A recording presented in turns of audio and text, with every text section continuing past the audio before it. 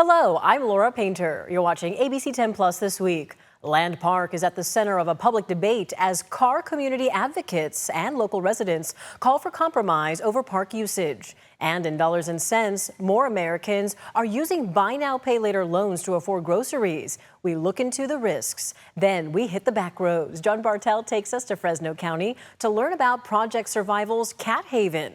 ABC 10 Plus this week starts now. New tonight, it's one of Sacramento's most cherished neighborhoods. But some Land Park residents say it's turning into a danger zone on the weekends. They're now calling on the city to restore safety and order. ABC 10's Garshpal Sangha has a closer look at their concerns. Land Park is known for its charm and tree-lined streets. At the heart, William Land Park. But neighbors say that charm is being drowned out by weekend chaos. Drag racing, illegal parties, loud music, and dangerous driving. After years of complaints, they say enough is enough. It's an incredibly important park in the city. The park is for everybody. It's a place for celebration and for recreation. Adam Doherty is one of about 300 residents who have signed a Change.org petition demanding immediate action from the city. They say this isn't a one-off problem. It happens mostly every weekend. Unfortunately, there are a number of individuals who are taking advantage of the lack of law enforcement presence here. Neighbors say their demands are not unreasonable. They just want the city to better enforce the rules already in place. The petition calls for reduced speed limits, a stronger park ranger presence, and a strict enforcement of rules already on the books. Weekends, holidays, and it is just packed with cars, double parking, triple parking, blocking the roadway, people speeding through, doing donuts, loud amplified music, DJs, which are not even allowed, alcohol consumption, which is also not allowed in the park. When we visited, neighbors say this mobile surveillance trailer had just been placed in the park, but residents say real change requires more than just cameras. Councilmember Rick Jennings condemns the illegal behavior, telling ABC 10 in a statement, Park, quote, I am committed to putting in place a solution that will permanently address this unwanted and unsafe behavior. The city manager's office tells ABC 10 the problems at Land Park aren't unique, but they're doing outreach efforts, reminding the public sidewalk vending is banned in parks and gathering of 50 or more people require a permit. All we are really asking for is their presence. We don't want it to get to a point where somebody gets hurt, God forbid somebody gets killed, before proper enforcement takes place. Reporting in Sacramento's Land Park, Garshpal Sangha, ABC 10. And the city says people can report their concerns to 311, and they say park rangers patrol all city parks, but residents say being reactive is not enough. Stay with ABC 10 for updates. We have an update to a story you first saw right here on ABC 10 this week. Residents near Land Park say what used to be peaceful weekends a few years ago are now packed with noise and dangerous driving. But tonight, one local car enthusiast is pushing back, saying the community is being misunderstood and unfairly blamed. ABC 10's Garshpal Sangha also shares an update from the city. It is the sound some say disrupts weekends at William Land Park. But Mercedes Lott says it's part of a culture that is being mischaracterized. We're not showing up 50 deep. We're individuals with shared interests who just happen to meet at the same place. She is part of the Sacramento's muscle car scene and says while there are issues at the park, they are not being caused by her community. This isn't drag racing. That's not even possible in that area. No one's speeding through the park. We are families. We are parents. We are taxpayers, and we're not here to cause anyone any trouble. We're just going to a park, enjoying ourselves. This comes after a Change.org petition signed by now over 450 residents called for immediate city action, citing illegal parties, dangerous driving, deafening music, and other concerns. We have lots of car club groups who use the park all the time. That's not the problem. There's other groups of people who come in and nobody can manage and control them. The park is available to everybody, but it also has rules so that we can all enjoy that beautiful, peaceful green space together. A part of our car culture is loud music, but again, we're not playing music at 10 o'clock at night or 4 o'clock in the morning. Some frequent park goers say it is not always black and white. It can get pretty noisy here with the music, the cars, crowds in general. But as far as like the drag racing and stuff, not really. I can see both sides. You have to learn to be good neighbors and share it. But yeah, there has to be limits, right? If the noise is getting too loud. Councilmember Rick Jennings, who represents this area, his office telling ABC10 there's going to be an integrated team that's going to be doing more enforcement on the weekends here at William Land Park to make sure that the rules of the city are followed. Reporting from Sacramento's Land Park neighborhood, Garch Paul Sunga, ABC10. Time now for Dollars and Cents. New research shows more Americans are turning to buy now, pay later finance plans to pay for groceries. And more people are struggling to pay those loans back. An expert I talked with says it's an alarming new trend, showing the lengths many families are willing to go to make ends meet. Buy now, pay later is just another way of getting into trouble. A survey this spring by LendingTree finds 25% of buy now, pay later users are turning to these loans to pay for groceries, up 14% from last year. 41% say they've made a late payment on their buy now, pay later loans. But as Greg Merced, certified financial planner and founder of financial literacy app BusyKid, warns, this form of credit could lead to more debt. I think of this as what I call the treadmill of debt, okay? We've all seen those maybe reels on social media of the person on the treadmill running, and then it gets going faster and faster, and the next thing you know, they get smacked against the wall.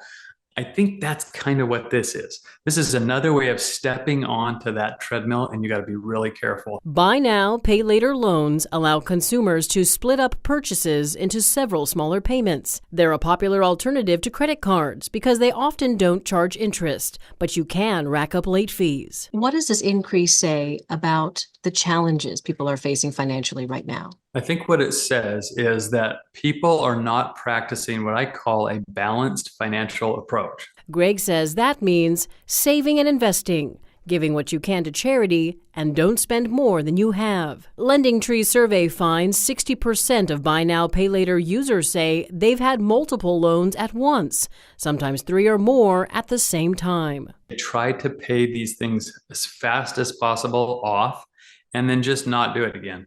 The temptation to lean on buy now, pay later loans is strong. According to the U.S. Department of Agriculture, food at-home prices are expected to increase 3.3% this year, slightly higher than the historic average. You don't have to wait until you get the statement to pay it. If you get paid every Friday, maybe just take a bit and throw it at it every Friday, or if it's every 2 weeks, throw it at it every 2 weeks or as frequently as you possibly can so that you can dig out of that hole quick as you can. And the conversation doesn't end here. I've been covering buy now, pay later loans for the past few years now, and I've talked with several experts about the risks involved. You can find those stories on our website, abc10.com, and streaming on the ABC10 Plus TV streaming app. Remember, your money questions have answers. Email me at lpainter@abc10.com. The California HighSpeed Rail project is hitting yet another roadblock. Tonight, the federal government appears closer to cutting billions in funding. In a new Department of Transportation report that's more than 300 pages long, the feds say the project has no viable path forward and believes it's time to pull the plug. ABC10's Jeannie Nguyen is hearing from both sides of this controversy tonight and explains what today's news means for the future of the rail. Alex, California voters first approved the rail project back in 2008. The authority that oversees it has been over budget and behind deadline ever since. A testing track is still not complete, and it's not known when people could even buy a ticket to board the future train. But advocates for high-speed rail tell me state lawmakers need to continue to invest in this project that will eventually benefit the state. Hopefully this will be the beginning of the end for high-speed rail. California Congressman Kevin Kiley, an open critic of the California high-speed rail, is adamant about cutting federal funding to the project. Months ago, Congressman Kiley introduced a bill to cut funding. The tax dollars of Americans, and in particular of Californians, can be used where they will actually be needed and where they'll make a difference. The Department of Transportation's Federal Railroad Administration has now published a report detailing the failures of the project and proposing all federal funding to be stopped. The FRA wants to terminate 2 existing contracts with the High-Speed Rail Authority, citing consistent delays, overspending, and failure to deliver on commitments. To date, the High-Speed Rail Authority says the cost estimate for the Merced to Bakersfield corridor ranges between $34.9 billion to $38.5 billion, a big difference from the initial proposed $45 billion for the entire project from San Francisco to Los Angeles. State lawmakers say federal dollars only make up a small portion of the project's budget, and it relies primarily on state dollars. And advocates for the project believe it is still a good investment. The leaders of the legislature and the governor need to be very clear that they stand behind this project and that the state is going to push through to get trains running as fast as possible. The High-Speed Rail Authority has 30 days to propose corrective actions in which the FRA will consider before federal funding is pulled. In a statement to ABC10, the authority says it strongly disagrees with the FRA's conclusions, believing it to be misguided. The authority adds the governor's proposed budget, if passed, will extend at least $1 billion per year for the next 20 years to complete the project's initial segment. What happens with steady funding is that then you can start issuing bonds in order to build the critical tunnels that get you to the Bay Area and to the Los Angeles area. Ultimately, Congressman Kiley believes it's too late for the authority to plead its case. I do not believe so. The Rail Authority has had 17 years to make the case that it could actually complete this project. And I asked the High-Speed Rail Authority if it plans on responding to the report. An authority spokesperson tells me it will fully address and correct the record with a formal response, Alex. Now, Jeannie, let's talk about Senator Dave Cortese. We know that he has supported the high-speed rail project. He's also the chair of the Senate Transportation Committee. What did he really have to say about the report today? Well, Alex, I have tried contacting Senator Dave Cortese's office multiple times over the last few days, but he hasn't made himself available. But he did provide us with a statement today that says, in part, the state could potentially lose $4 billion in federal grants, calling it a politicized move that would ultimately hurt Californians, leading to rising costs for materials and delays across housing and transportation projects. The state senator's full statement can be found on our website at abc10.com, Alex. Thank you so much, Jeannie. And the state Senate this week just approved a bill that, if passed, would study the potential economic benefits of high-speed rail. SB 545, authored by State Senator Dave Cortese, would require the state to study the benefits tied to the project and its connecting lines, specifically for things like jobs, businesses, and emissions. Opponents argue it could add $700,000 to the already ballooning cost of the project. The bill heads to the Assembly for a vote. And we do have an in-depth look at the high-speed rail project on our ABC10 Plus TV streaming app. Our team has been examining this project for quite some time now. So if you want to take a look at it, it is currently on our free ABC10 Plus streaming app, which is completely free to download straight to your TV. Tonight, the Trump administration is increasing its pressure on California schools as they continue to follow state law and allow transgender student athletes to compete in girls' sports. The Department of Justice is now threatening legal action against districts. ABC10's Jeannie Nguyen joins us in studio with what those threats mean and also how State Department of Education is responding. Alex, in the last few hours, the State Department of Education sent a letter to school districts saying they would be responding to the DOJ on behalf of all districts in the state. A letter yesterday, the DOJ gave districts a deadline of June 9th to change their rules that allow transgender athletes in girls' sports. I spoke with the U.S. attorney who started this push while he was a state assembly member.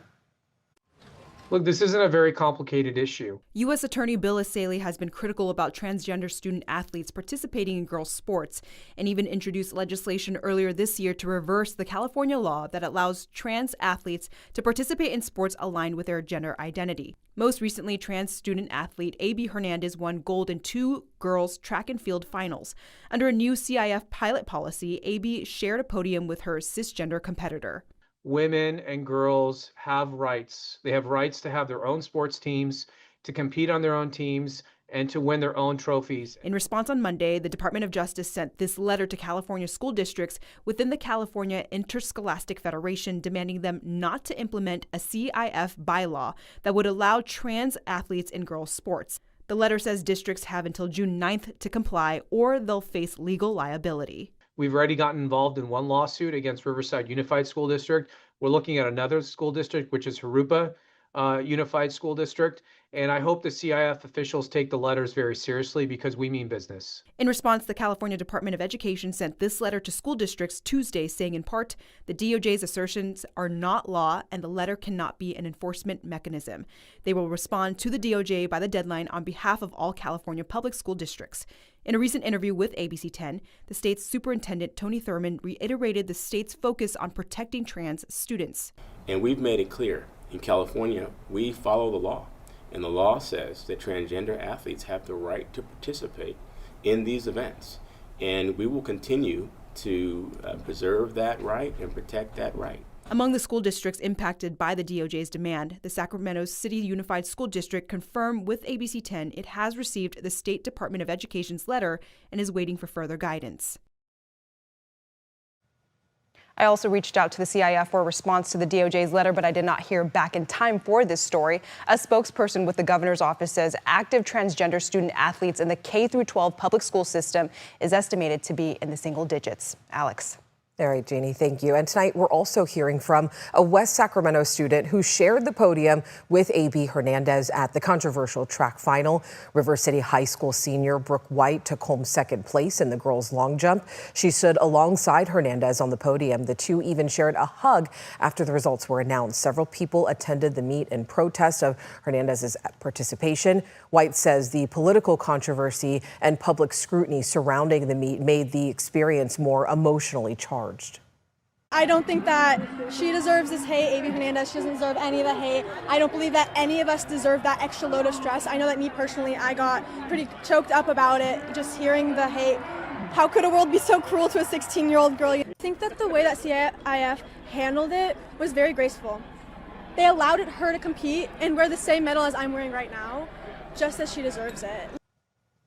While Hernandez herself has not publicly spoken, her mother did release a statement saying, "I see my child being attacked, not for wrongdoing, but simply for being who they are. My child has competed fairly in full compliance with California law and athletic policy." Welcome back in. I'm Kevin John. Well, they say lightning never strikes the same place twice. Yeah. But apparently, they don't know about Neaja Sizemore. It's been really, really hectic. It's been pretty chaotic. Yeah, that's the reaction you get when you establish yourself as the fastest high school girl in the state of California. It's been crazy. I've gotten so many long paragraphs from people and really kind messages. It's just been really overwhelming. I'm really grateful that God put me in a position to get out here and be able to do my thing. The Vanden High School junior of Fairfield is fresh off winning gold in the 100-meter and 200-meter dash at the CIF State Track and Field Championships over the weekend. It was an incredible feeling. There's also videos of it everywhere. I screamed out loud. As I was crossing the line, I was screaming, I was sobbing, crying. At last year's CIF State Championships, Neaja was crying too, but they weren't tears of joy. She had just been eliminated during the trials. When I tell you when I got back that night from state trials, I have never cried that much in my entire life. When we got to finally go down and go to bed, I was crying at the meet, and then we were laying in the bed. I was waking up in the middle of the night just bawling, crying. And she used that pain to push her toward prosperity this season. Every day this year when I was going to the gym at 5, 6 a.m. before school, that was the only thing that was playing in my head was how bad that hurt. Next season, she begins the tall task of defending her gold medals. Winning these medals is a big deal for Shirley, but I don't want to get too complacent or banging my britches for my running and my times. Because I know there's always somebody out there. If anything, this has pushed me to train even harder because I know these girls are out there, and now that put a real target on my back. What is the secret to running so fast?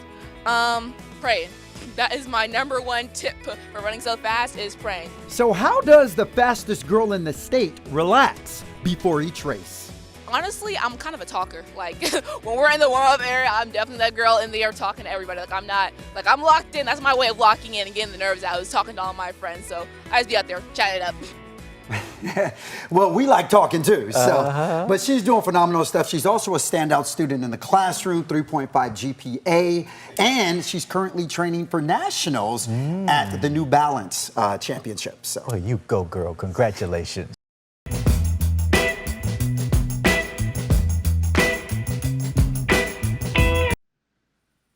Just outside of Kings Canyon National Park, there's a hillside in the little town of Dunlap where, if you listen closely, you might hear the growls coming from wild cats.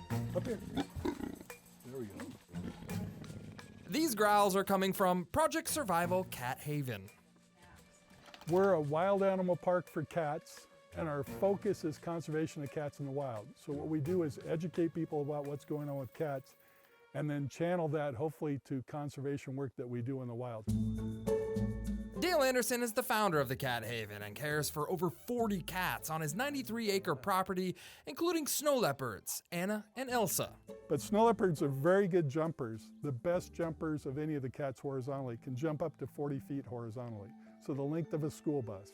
You'll learn a lot of fun cat facts while on the hour-long tour of the Haven, including how strong these cats are. Yeah, what happened to this thing?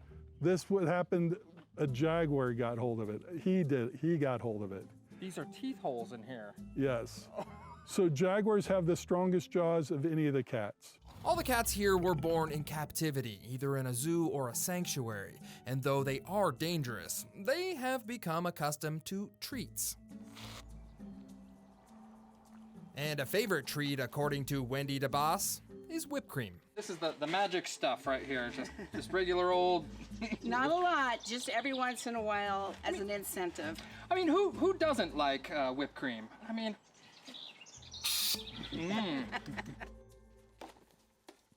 Not only do the cats like treats, but they also like playtime. Jazz is a cheetah and requires regular exercise to stay healthy. Cheetahs can run up to 70 miles an hour, and they have approximately 2,000 spots on them. Have you counted all of them? I've done it once. It was enough.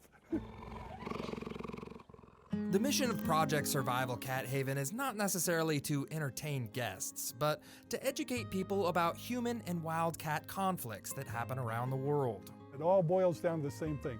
What do the cats do? How do they do these things? And then how can we make it so they don't have conflict with people?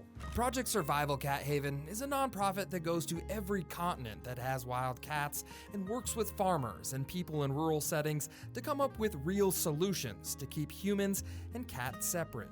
If you have snow leopards and you raise goats and sheep and you put them into a corral at night and the snow leopard jumps over the top of the corral into the pen, kills all the livestock, what do you expect people to do? They're going to go kill the snow leopard. But if we say, let's put a top on your corral, keep the snow leopard out, most people don't want to kill the snow leopard at that point. Dale says captive cats play an important role in protecting wild cats because if the general population sees the different species, they're more likely to bond with them and learn about the animals. They're ambassadors for their wild cousins. That's the easiest way to put it. From Project Survival's Cat Haven in Dunlap, I'm John Bartell. Hope to see you on the back roads.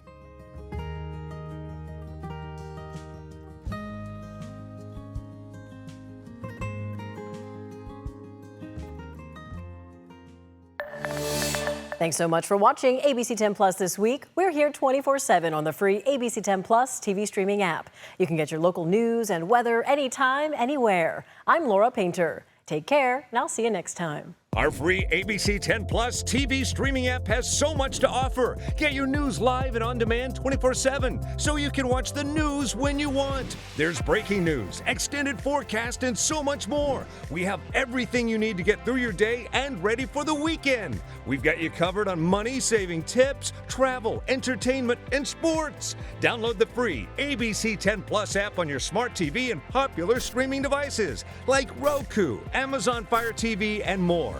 ABC 10. We stand for you 24/7. We're in day one of a weather impact alert. Tracking a couple big weather impacts, including a red flag warning and big heat developing. Heavy rain continues. I hear it on the roof right now. We're already seeing the impact of the storm. We're planning for those changes. Triple-digit heat leading to cancellations and concerns. Stay fire ready. On Weather Impact Alert Days, stream extended coverage on ABC 10 Plus. Thanks for watching ABC 10 Plus. And now that you're here, why don't we take a look around and see what else is here? The very first tile on your left is always going to be streaming 24/7. You can find us adjacent to that, breaking news if it's there. And then right next to that, a replay of the most recent newscast. Whether it's ABC 10 Morning News at 5, 6, or beyond, it's going to be there. The forecast beyond that, and then right beyond that, the news that matters the most. Now that you know the basic tiles, let's go up to the top and take a deeper dive into news. We have every single newscast that you would need, including To the Point with Alex Bell, taking a deeper dive into the issues. Beyond that, ABC 10 Morning News at 5 and 6 and 11, the evening shows as well. Below that, you can watch the top stories from To the Point. Under that, Dollars and Cents, where you can learn how to navigate this challenging economy. And below that, you can watch our award-winning ABC 10 Special Investigations, where we hold the powerful accountable. Going into weather, look, it's the 10-day forecast, getting you ready for the weekend and beyond. Beyond that, sports. I know you care about the Sacramento Kings. We have the most comprehensive guide to anything, everything Kings in the locker room and on the court. We have it. Below that, I know you care about the San Francisco 49ers. Backing out again, come up to the top and join me on Verify. I'm super excited about this. Our experts are checking the facts, verifying the truth for you. Jump up now to shows. Very excited about this. Oh, look. It's Take a Look. This is my show. I love movies, and if you love movies or streaming shows, whether it's on screens this big, or this big, it's Take a Look. Recently went behind the scenes, sat down with Lady Gaga and Joaquin Phoenix to talk about Joker 2. I love the movie, and oh, I just heard you shout you hate the movie. Jump in, we talk about it on this show. Other shows, Bartell's Backroads, go up and down the state of California, tank of gas getaways, one fuel cell getaway, like places like the Toy Museum. This is what kids did before they had screens. Over here, the Moaning Caverns of Calaveras County, one of the most coveted caves in all of California. You know, watching this show, I discovered there's a cave that could fit the entire Statue of Liberty in your own backyard. You'll find about that and more with Bartell's Backroads. Down below that, To the Point. It is one of my favorite newscasts because they talk about news with Alex Bell the way you talk about news. It's conversational, but in-depth at the same time. Below that, Your California Life. Love this show. Whether it's entertainment, food, beverage, lifestyle, it's there. Desiree Shepherd hosts and does an amazing job. So there you have it. It's ABC 10 Plus, the app. What do you need? We heard you and we got it. Thanks for watching. Thanks for streaming.